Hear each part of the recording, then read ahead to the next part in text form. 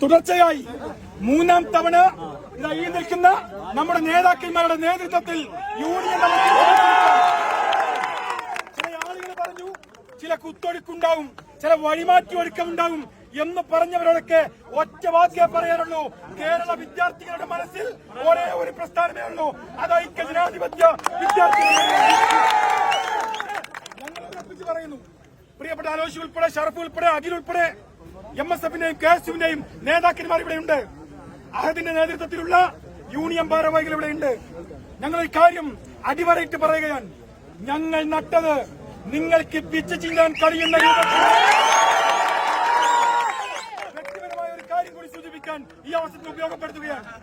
MSFന്റെ president പദവിയിൽ നിന്ന് പ്രിയപ്പെട്ട എന്റെ സഹപ്രവർത്തകൻ, ഞാൻ MSFന്റെ പ്രസിഡന്റ് പദവിയിൽ നിന്ന് ഈ വ്യക്തിപരമായി ഞാനും എന്റെ സഹപ്രവർത്തകൻ പ്രിയപ്പെട്ട CK നജാഫ് ജനറൽ സെക്രട്ടറിയായും പ്രിയപ്പെട്ട അഷർ ട്രഷററായും ആ പദവിയിൽ നിന്ന് താഴെ ഇറങ്ങുന്ന നേരം ചില SFIയുടെ കുറുക്കന്മാര് പറഞ്ഞു, ഭയപ്പെട്ട് തോൽക്കുമെന്ന് ഭയപ്പെട്ട് ഒളിച്ചോടുകയാണ് എന്ന് പറഞ്ഞു. ഞങ്ങൾ ഒന്നേ പറയുന്നുള്ളൂ, അങ്ങനെ ഭയപ്പെട്ട് ഒളിച്ചോടാനല്ല, നെഞ്ചു വിരിച്ച് പൊരുതിയാണ് ഞങ്ങൾ. അതുകൊണ്ട് അലോഷിയുടെ, പ്രിയപ്പെട്ട ഷറഫിന്റെ, പ്രിയപ്പെട്ട അഖിലിന്റെ നേതൃത്വത്തിൽ ഈ വർഷത്തെ തിരഞ്ഞെടുപ്പിന് ഞങ്ങൾ നേരിടുമ്പോ കഴിഞ്ഞ കാലങ്ങളിൽ എവിടെയൊക്കെ ഞങ്ങൾ ജയിച്ചോ ആ സീറ്റുകളൊക്കെ ജയിച്ചുകൊണ്ടാണ് ഈ വെന്നിക്കൊടുക്കുക. കമ്മി മാധ്യമ കുത്തിത്തിരിപ്പുകൾക്ക് നാട് കൊടുക്കുന്ന പുല്ലുവില തുടരുന്നു. എത്തപ്പൈ MLA ഹോസ്റ്റൽ പൊളിക്കാൻ നടക്കുമ്പോൾ UDSF കാലിക്കറ്റ് സർവകലാശാല തൂക്കി. രാഹുൽ മാങ്കൂട്ടത്തിൽ ഒരു കുറിപ്പാണ് വായിച്ചത് കേട്ടോ, മറ്റൊന്നുമല്ല. ഇന്നിപ്പോ കാലിക്കറ്റ് സർവകലാശാലയിലെ യൂണിയൻ തെരഞ്ഞെടുപ്പുമായി ബന്ധപ്പെട്ട് മൂന്നാം തവണയാണ് തുടർച്ചയായി UDSFന്റെ സാരഥികള് വിജയിച്ചു കയറുന്നത്. അപ്പൊ അതിൻ്റെ ആഹ്ലാദം പങ്കുവെച്ചുകൊണ്ട് രാഹുലിൻ്റെ വാക്കുകൾ, അത് പ്രത്യേകം ചില അടിവരയിടേണ്ട വാക്കുകളുണ്ട്. പിന്നെ സ്വാഭാവികമായിട്ടും ഇതിൻ്റെയൊക്കെ ആവേശം എത്രത്തോളം ഉണ്ടാകും എന്ന് ചോദിച്ചാൽ അത് നമുക്ക് പറഞ്ഞറിയിക്കാൻ കഴിയാത്തതാണ്.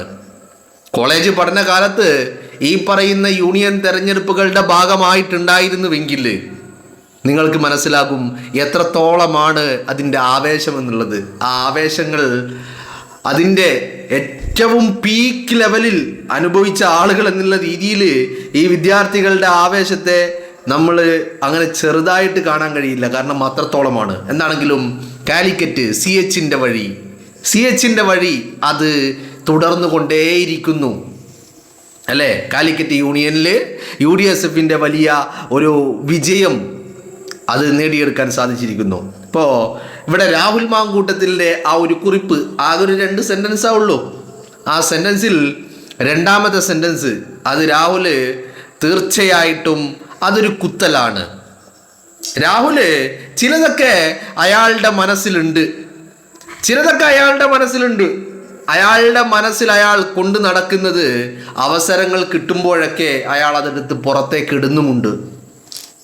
അതാണ് രാഹുൽ മാങ്കൂട്ടത്തിൻ്റെ ആ രണ്ടാമത്തെ സെന്റൻസ്. എത്തപ്പൈ MLA ഹോസ്റ്റൽ പൊളിക്കാൻ നടക്കുമ്പോൾ UDSF കാലിക്കറ്റ് സർവകലാശാല തൂക്കി. എന്താണ് പറഞ്ഞത് എന്ന് നിങ്ങൾ ആരെങ്കിലും ചിന്തിക്കുന്നുണ്ടോ? നിങ്ങൾ ആരെങ്കിലും ഓർക്കുന്നുണ്ടോ? നിങ്ങൾ രാഹുൽ മാങ്കൂട്ടത്തിലെ സഭാ സമ്മേളനത്തിൽ പങ്കെടുത്തിട്ട് സഭയുടെ സമ്മേളനത്തിൽ പങ്കെടുത്തിട്ട് രാഹുൽ മാങ്കൂട്ടത്തിൽ തിരിച്ച് MLA ഹോസ്റ്റലിൽ എത്തിയപ്പോൾ അന്ന് അവിടെ എത്തപ്പയ്യുടെ ഒരു MLA ഹോസ്റ്റൽ പ്രതിഷേധം നിങ്ങൾ കണ്ടിട്ടുണ്ടാകും അല്ലേ? നിങ്ങൾ ഓർക്കുന്നുണ്ടോ എന്നറിയില്ല. ആ എത്തപ്പൈ ഹോസ്റ്റൽ MLA ഹോസ്റ്റൽ പ്രതിഷേധം, അതിനുള്ള മറുപടിയാണ് രാഹുൽ ഇന്ന് നൽകിയിരിക്കുന്നത്. SFIക്കാരൻ MLA ഹോസ്റ്റൽ പൊളിക്കാൻ നടക്കുമ്പോൾ UDSFകാരൻ അങ്ങ് കാലിക്കറ്റ് യൂണിയൻ തെരഞ്ഞെടുപ്പിൽ വിജയിച്ച് കയറിയിരിക്കുന്നു എന്നുള്ളത് മറന്നുപോയോ നിങ്ങൾ? അങ്ങനെ മറക്കാൻ പാടില്ല. രാഹുലിൻ്റെ ജീവിതത്തിലെ ഒരു ഏടും നമ്മളാരും മറക്കാൻ പാടില്ല. കാരണം കേരളത്തിൻ്റെ പൊതുസമൂഹം നൽകിയ ഒരു വലിയ പിന്തുണയാണ് അയാളുടെ ജീവിതം എന്ന് പറയുന്നത്. CPMകാരൻ കൃമികീടങ്ങൾ, CPMകാരൻ എന്ന് പറയുമ്പോൾ ഈ തല മുതിർന്നത് മുതൽ അവസാനമുള്ള താഴെ തട്ടിലെ കൃമികീടമായ എത്തപ്പൈക്കാരൻ വരെ രാഹുൽ മാങ്കൂട്ടത്തിലെ വേട്ടക്കിറങ്ങിയവരിൽ ഇവരൊക്കെ ഉണ്ടായിരുന്നു, പ്രായ വ്യത്യാസമില്ലാതെ. അങ്ങ് മൂത്ത അന്തംഗമ്മി പിണറായി വിജയൻ മുതൽ അല്ലേ? നിങ്ങൾ ഓർക്കുന്നില്ലേ? കഥകൾ അങ്ങനെ മറക്കല്ലെന്ന് നിങ്ങൾ. മൂന്നാമത്തെ പരാതി ഉണ്ടാക്കുന്നതും ആ പരാതി വളരെ രഹസ്യമാക്കി വെക്കുന്നതും ആ പരാതിയിന്മേൽ ഒരു പ്രൊസീജിയറുകളും ഒരു നടപടിക്രമങ്ങളും പാലിക്കാതെ രാത്രിക്ക് രാത്രി രാഹുൽ മാങ്കൂട്ടത്തിനെ അറസ്റ്റ് ചെയ്യുന്നതും ഒക്കെ നമ്മൾ കണ്ടതാ അല്ലേ? ഒന്നാമത്തെ പരാതി വന്നു, അതിൽ രാഹുൽ മാങ്കൂട്ടത്തിനെ അറസ്റ്റ് ചെയ്യാൻ സാധിച്ചില്ല. രണ്ടാമത്തെ പരാതി വന്നു, അതിലും രാഹുൽ മാങ്കൂട്ടത്തിനെ അറസ്റ്റ് ചെയ്യാൻ സാധിച്ചില്ല. അത് രണ്ടിലും സാധിക്കാതെ വന്നപ്പോഴാണ് മൂന്നാമത്തെ പരാതി വരുന്നത്. ആ പരാതി വന്നു എന്നുള്ളത് പുറം ലോകം അറിഞ്ഞില്ല, മൂന്നാമതൊരു പരാതി ഉണ്ട് എന്ന്. എപ്പോഴാണ് പുറം ലോകം അറിയുന്നത്? രാഹുൽ മാങ്കൂട്ടത്തിനെ അറസ്റ്റ് ചെയ്തപ്പോൾ അല്ലേ? അത് കഴിഞ്ഞ് ആ ഘട്ടത്തിൽ, അതിന് മുൻപ് രാഹുൽ മാങ്കൂട്ടത്തിൽ എവിടെ വന്നു? നിയമസഭാ സമ്മേളനത്തിൽ പങ്കെടുത്തു. നിയമസഭാ സമ്മേളനത്തിൽ പങ്കെടുത്ത് അയാൾ MLA ഹോസ്റ്റലിലേക്ക് തിരിച്ചെത്തി. ആ MLA ഹോസ്റ്റലിൽ മുന്നിൽ എത്തപ്പൈക്കാരൻ്റെ പ്രതിഷേധം കണ്ടില്ലേ?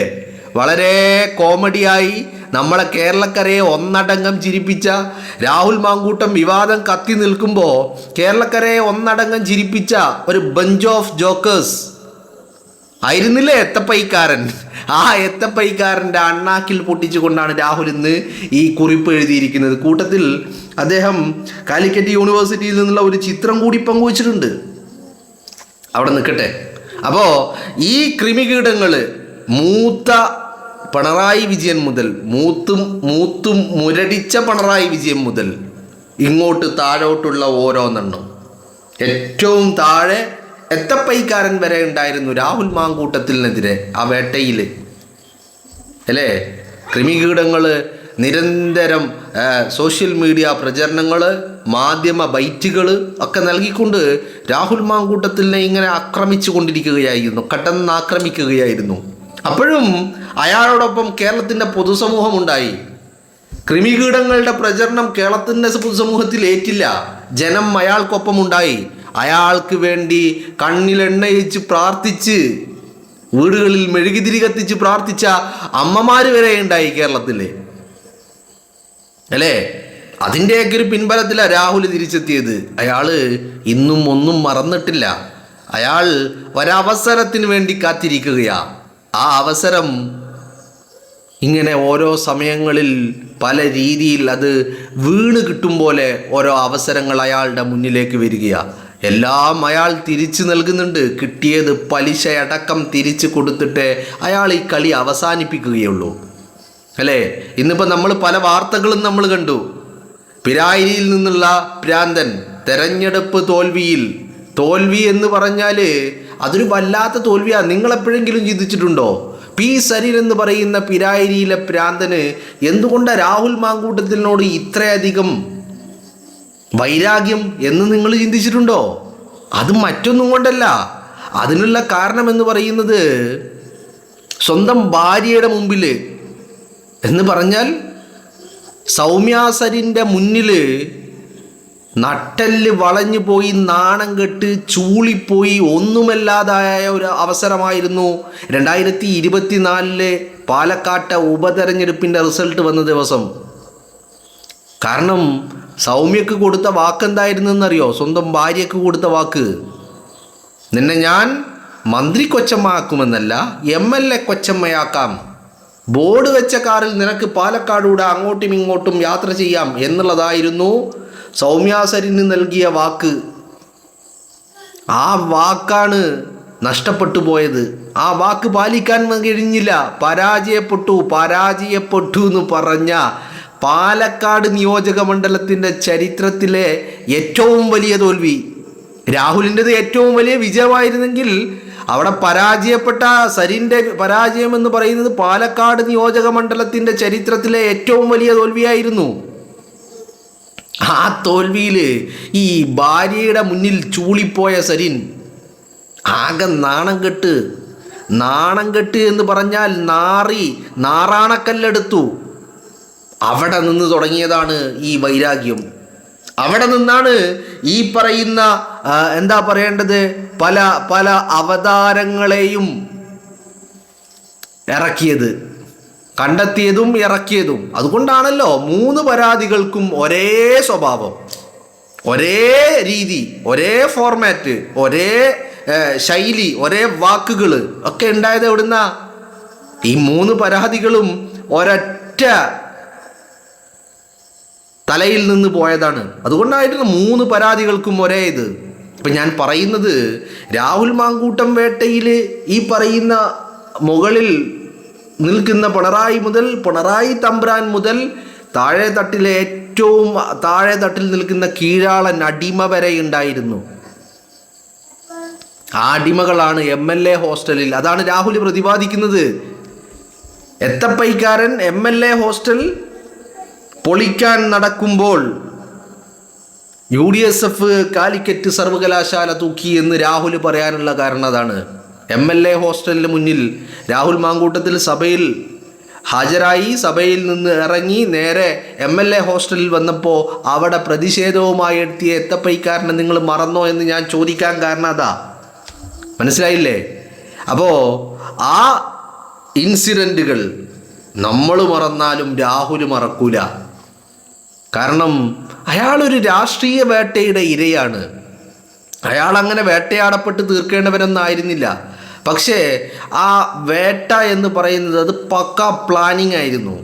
ആ കാര്യത്തിൽ ഞാൻ സഖാക്കളെ നമ്മൾ എന്താ പറയേണ്ടത്, അവരെ തെരഞ്ഞെടുത്ത ഒരു ആ ടൈമുണ്ടല്ലോ, അത് വളരെ കൃത്യമായിരുന്നു. കാരണം രാഹുൽ മാങ്കൂട്ടത്തിലിനെ പാർട്ടിക്ക് പോലും പ്രതിരോധിക്കാൻ പറ്റാത്ത ഒരു സിറ്റുവേഷനിൽ, ഒരു സമയത്ത്, അങ്ങനെ ഒരു സാഹചര്യത്തിൽ വിവാദമുണ്ടാക്കി എന്നുള്ളതാണ്. അപ്പം അതിനു വേണ്ടി കേരളത്തിലെ ഈ പറയുന്ന കുത്തിത്തിരിപ്പ് മാപ്രകൾ വേണ്ട വിധം പണിയെടുത്തു. കേരളത്തിലെ മാപ്രകൾ പണിയെടുത്തു എന്ന് പറഞ്ഞാൽ 24 മണിക്കൂറും രാഹുൽ മാങ്കൂട്ടത്തിലിനെ ഒരു ക്രൂരനാക്കാൻ വേണ്ടിയുള്ള പണി കേരളത്തിലെ മാധ്യമങ്ങൾ എടുത്തുകൊണ്ടിരിക്കുകയായിരുന്നു. ആ മാധ്യമങ്ങളിൽ പ്രവർത്തിക്കുന്ന ചില ആളുകൾ ഈ പറയുന്ന വേട്ടയുടെ മുൻനിരയിൽ നിന്ന് പ്രവർത്തിച്ച ആളുകളാ. അവര് ചില ആളുകൾ സാങ്കല്പിക ഇരയെ ഉണ്ടാക്കുവാനുള്ള പണിയെടുത്തു. ചില ആളുകൾ ഗർഭം ഞാൻ മാത്രം കണ്ടു എന്ന് പറഞ്ഞ് സോഷ്യൽ മീഡിയ കുറിപ്പുകൾ ഇറക്കി. ഇതൊന്നും കേരളം മറന്നിട്ടില്ല. ഇനി കേരളം മറന്നാലും ഇതൊക്കെ ഇടക്കിടക്ക് രാഹുൽ തന്നെ ഓർമ്മിപ്പിച്ചു കൊണ്ടിരിക്കും. അപ്പോൾ ഇന്ന് ആ എത്തപ്പൈക്കാരൻ തൻ്റെ വാഹനത്തിന് മുന്നിൽ MLA ഹോസ്റ്റലിന് മുന്നിൽ വന്ന് പ്രതിഷേധിക്കാൻ വന്ന എത്തപ്പൈക്കാരൻ്റെ അണ്ണാക്കിൽ പൊട്ടിക്കാൻ കിട്ടിയ സാഹചര്യം, അവസരം, അത് ഇന്ന് എത്തപ്പൈക്കാരനെ ആ രാഹുൽ അത് അറിയിച്ചു കൊടുത്തു. വേറൊരു കാര്യമുണ്ട് കേട്ടാ, ഈ കോളേജ് യൂണിയൻ തെരഞ്ഞെടുപ്പിൽ പരാജയപ്പെടുക എന്ന് പറഞ്ഞാൽ പിണറായി വിജയൻ നിയമസഭയിൽ പരാജയപ്പെട്ടതിനേക്കാൾ വലിയ വേദനയാണ്. ആ വേദനയിൽ എരിതീയിലേക്ക് എണ്ണ ഒഴിക്കുക എന്ന് പറയുന്നില്ലേ, അതാണ് ഇപ്പം രാഹുൽ ചെയ്തത്. വളരെ കൃത്യമായിട്ട് ഈ എത്തപ്പൈക്കാരൻ്റെ മനസ്സറിഞ്ഞാൽ നിങ്ങൾക്ക് മനസ്സിലാകും അവൻ്റെ വേദനയെ എത്രമാത്രം വീണ്ടും വേദനിപ്പിക്കുന്ന, അവൻ്റെ മുറിവിനെ വേദനിപ്പിക്കുന്ന വാക്കുകളാണ് രാഹുൽ മാങ്കൂട്ടത്തിൻ്റെ വാക്കുകൾ എന്ന്. മനസ്സിലായില്ലേ? അത്രമാത്രം. ഇപ്പം പിണറായി വിജയൻ 3ാമതും അധികാരത്തിൽ വരണം എന്നാഗ്രഹിച്ച പോലെ തന്നെ എത്തപ്പൈക്കാരൻ കാലിക്കറ്റ് യൂണിവേഴ്സിറ്റിയുടെ യൂണിയൻ തെരഞ്ഞെടുപ്പിൽ വിജയിക്കണമെന്ന് അതിലേറെ ആഗ്രഹിച്ചിട്ടുണ്ട്. കാരണം ഇത് ഹാട്രിക് വിജയമാണ്.